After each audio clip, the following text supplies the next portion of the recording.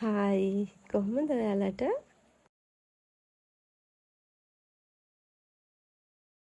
මුලින්ම අපි බලමු මැට් එක කරගන්න විදිහ. මුලින්ම ත්‍රෙඩ් එකට බීඩ්ස් 4ක් දාගන්නවා. ඊට පස්සේ සාමාන්‍ය ගැට ක්‍රමය යොදාගෙන තමයි මේක කරගන්නේ අපි.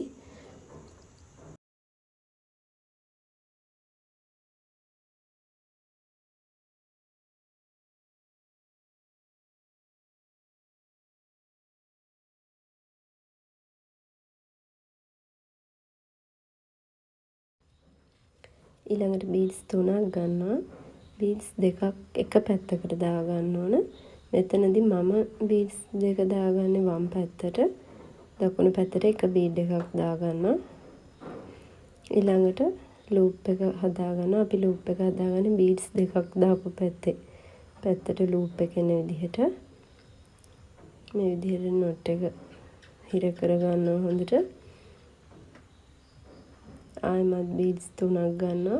වම් පැත්තට බීඩ්ස් දෙකක් දානවා. දකුණු පැත්තට එක බීඩ් එකක් දානවා.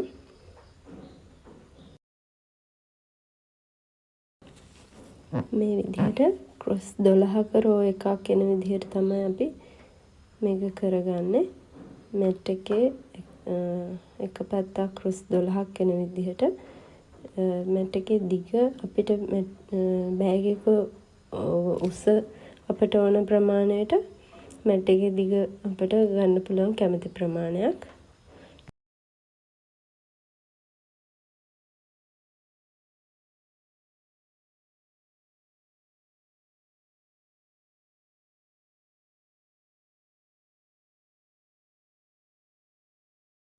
දැන් ක්‍රොස් 11ක රෝ එකක් මම කරගෙන තියෙනවා. 2 4 6 8 10 11. ඊළඟට මෙතනින් අපි අපේ මැට් එක හරව ගන්න තැන කියන්නේ ටර්න් පොයින්ට් එක තමයි මෙතන.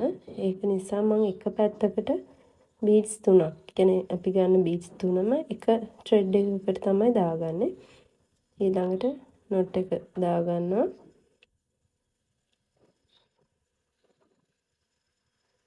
දැන් අපිට ක්‍රොස් 12ක රෝ එකක් තියෙනවා.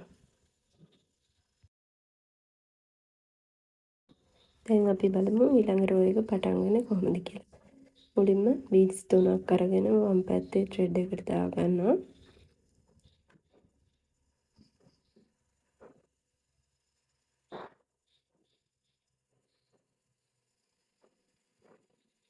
නොට් එක දාගන්නවා අපි.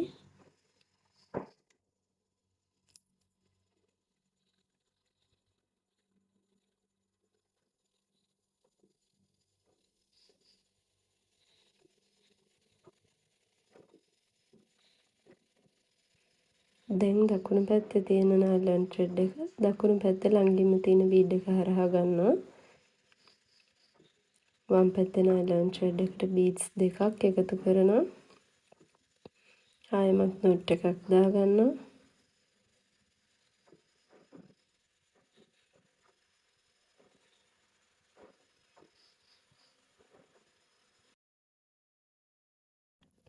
මේ විදිහට තමයි දිගටම මැට් එක ලියාගන්නේ. මම මැට් එකේ දිග සම්පූර්ණ රෝස් 17ක් වෙන විදිහට තමයි ලියාගන්න බලාපොරොත්තු වෙන්නේ. ඒ කියන්නේ මට තව රෝස් 16ක් ලියාගන්න ඕන. මේ මෙතනදී ටර්න් කරලා සාමාන්‍ය විදිහට මැට් එක ලියාගන්න පුළුවන්. මම දැන් මැට් එක කරගෙන ඉවරයි.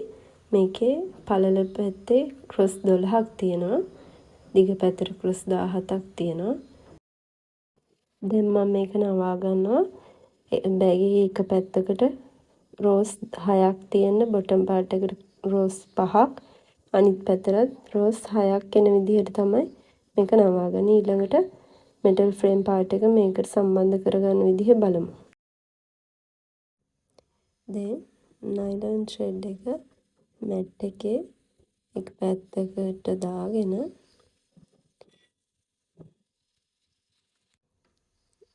වම් පැත්තේ ත්‍රෙඩ් එකට එක බීඩ් එකක් දාගන්නවා. ඊළඟට මෙටල් ෆ්‍රේම් එක කොටසේ මිඩල් ෆ්‍රේම් එකේ ඉඳන් 1 2 ක්‍රොස් අතෑරලා තුන්වෙනි ක්‍රොස් එකේ බීඩ් එක හරහා නයිලොන් ත්‍රෙඩ් එක ගන්නවා වම් පැත්තේ ඉඳන් දකුණට.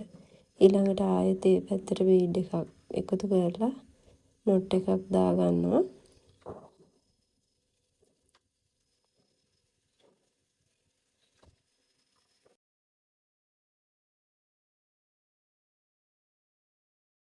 දැන් උඩ තියෙන නයිලොන් ත්‍රෙඩ් එකත් ළඟින්ම තියෙන බීඩ් එක හරහා ගන්නවා. පහළින් තියෙන නයිලොන් ත්‍රෙඩ් එකත් ළඟින්ම තියෙන බීඩ් එක හරහා ගන්නවා. ආයෙමත් එක බීඩ් එකක් එකතු කරනවා. කැමති පැත්තකට එකතු කරගන්න පුළුවන්. කැමති උඩ හෝ යට නයිලොන් ත්‍රෙඩ් එකට. මේ විදිහට තමයි සම්පූර්ණයෙන්ම කරගන්නේ.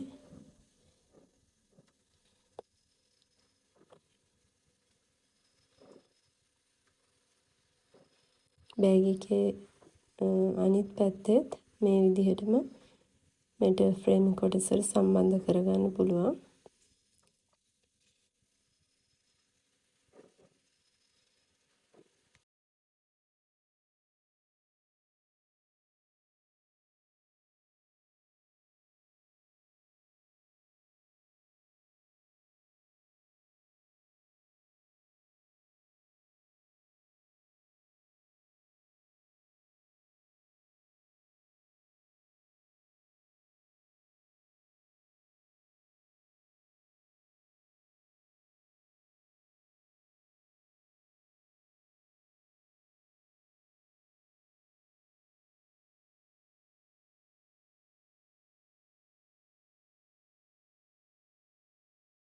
අපි දැන් දෙපැත්තම සම්බන්ධ කරගෙන ඉවරයි. දැන් අපි බලමු මේ සයිඩ් එක කොහොමද කරගන්නේ කියලා. දැන් අපි නයිලොන් ත්‍රෙඩ් එක මෙන්න මේ බීඩ් එක සහ මේ බීඩ් එක හරහා, ඒ කියන්නේ බීඩ්ස් දෙකක් කොනේම තියෙන බීඩ් දෙක හරහා දාගන්නවා. මේ විදිහට තමයි නයිලොන් ත්‍රෙඩ් එක තියෙන්නේ. අපි බීඩ්ස් එකතු කරගන්නේ දකුණු පැත්තේ ත්‍රෙඩ් එකට. කියන්නේ උඩින් තියෙන අපි බීඩ්ස් දෙකක් එකතු කරගන්නවා.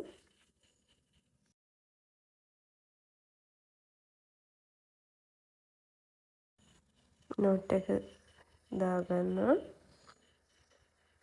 ඊළඟට පහලින් තියෙන ත්‍රෙඩ් එක ළඟින්ම තියෙන බීඩ් එක හරහා අරගෙන සාමාන්‍ය විදිහට අපිට රියාගෙන යන්න පුළුවන්.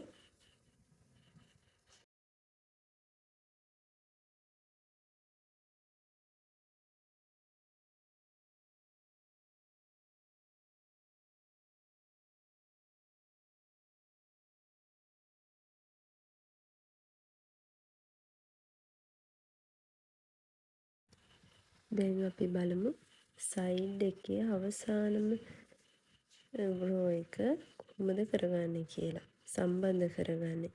මෙතනදී දකුණු පැත්තෙන් තියෙන ත්‍රෙඩ් එක ළඟින් තියෙන බීඩ්ස් දෙකක් හරහා, ඒ කියන්නේ රවුමක් වගේ වටයක් වගේ එනවා බීඩ්ස් දෙකක් කරහා. ඊළඟට ඒ උඩ ත්‍රෙඩ් එකටම එක බීඩ් එකක් එකතු කරලා ක්‍රොස් එකක් හදා ගන්නවා අපි.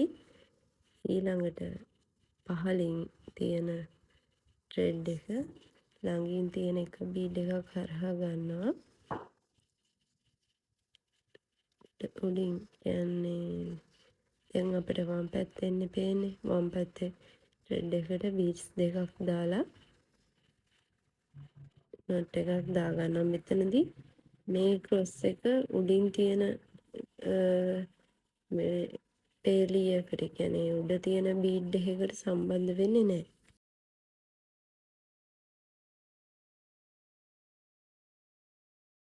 දැන් තුන්වෙනි ක්‍රොස් එක මේකෙදිත් ළඟින් පහලින් තියෙන ත්‍රෙඩ් එක ළඟින් තියෙන එක බබල් එකකින් අරගෙන උඩින් තියෙන ත්‍රෙඩ් එකට බීඩ්ස් දෙකක් එකතු කරනවා. මේ ක්‍රොස් එකත් උඩ තියෙන පබලුවකට සම්බන්ධ වෙන්නේ නැහැ. දැන් ඊළඟ ක්‍රොස් එකේදී පහළ තියෙන ත්‍රෙඩ් එක ළඟින් තියෙන පබලුවට දාලා ආයෙත් බීඩ්ස් දෙකක් තමයි උඩ තියෙන ත්‍රෙඩ් එකට එකතු කරගන්නේ. පස්වෙනි කියන්නේ අවසාන ක්‍රොස් එකේදී අපිට අලුතෙන් බීඩ්ස් එකතු කරගන්න ඕනේ. ක්‍රොස් එකට අවශ්‍ය බීඩ්ස් 4ම තියෙනවා එතන. අපිට තියෙන්නේ නයිලොන් ත්‍රෙඩ් දෙක ඒ බීඩ්ස් හරහා යාලා නොට් එකක් දාගන්න විතරයි.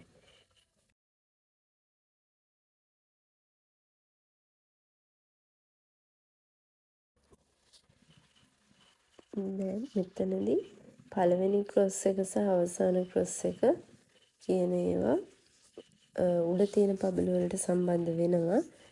මේ තියෙන 2 3 4 කියන ක්‍රොස් එකක්වත් උඩ තියෙන පබල වලට සම්බන්ධ වෙන්නේ නැහැ. අනිත් පැත්තේ ඒ විදිහමයි. දැන් අපි බලමු මේ බෑග් එකේ ෂේප් එක කොහොමද හදාගන්නේ කියලා. බෑග් එක හොඳට ඕපන් කරලා දබරගිල්ල මැදින්ම තියෙන රෝ එකෙන් තියලා හොඳට තද කරනවා ඇතුල් පැත්තට. හොඳට තද කරගන්නවා දෙපැත්තෙන් මේ රෝ එක ගානේ හොඳට තියෙන විදිහට හොඳින් තද කරලා අතෙන් හදා ගන්නවා. අනිත් පැත්තෙත් ඒ විදිහමයි. හොඳට ඇතුල් පැත්තට තද කරලා හදාගත්තාම දැන් අපේ බෑග් එකේ ෂේප් එක හදාගෙන ඉවරයි. ෂේප් එක හරියට ඇවිල්ලා තියෙනවා. අපි දැන් බෑග් එක කරගෙන ඉවරයි. ඔයාලට මේ වගේ බෑග් එකක් වෙඩින් එකක් පාටි එකක් වගේ එකට යනකොට අරගෙන යන්න පුළුවන්. මේකට පොඩි මේකප් පැලට් එකක්, ලිප්ස්ටික්, ටිෂූස්, ඊළඟට පොඩි පර්ස් එකක්, ෆෝන් එක වගේ අත්‍යවශ්‍යම දේවල් දාගන්න පුළුවන් ඔයාලට.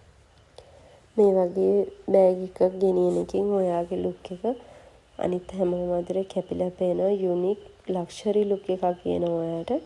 ඔයාලට මේ බෑග් එක පාවිච්චි කරන්න පුළුවන්. මේ වගේ ලස්සන චේන් එකක් මෙන්න මෙතන තියෙන පොඩි කෑලි දෙකක් තියෙනවා. ඒකට මෙහෙම හුක් එකකින් සම්බන්ධ කරලා චේන් එකක් හරි එහෙම නැත්නම් පොඩි හැන්ඩල් එකක් උනත් දාලා පාවිච්චි කරන්න පුළුවන්. මේ ටියුටෝරියල් එක ගැන මොන හරි ගැටලු තියෙනවා නම් කමෙන්ට් සෙක්ෂන් එකේ ඔයාලට අහන්න පුළුවන් මගෙන්. ටියුටෝරියල් එක අවසන් වෙනකම් බැලුවට බොහොම ස්තුතියි. ඔයාලට සුබ දවසක්.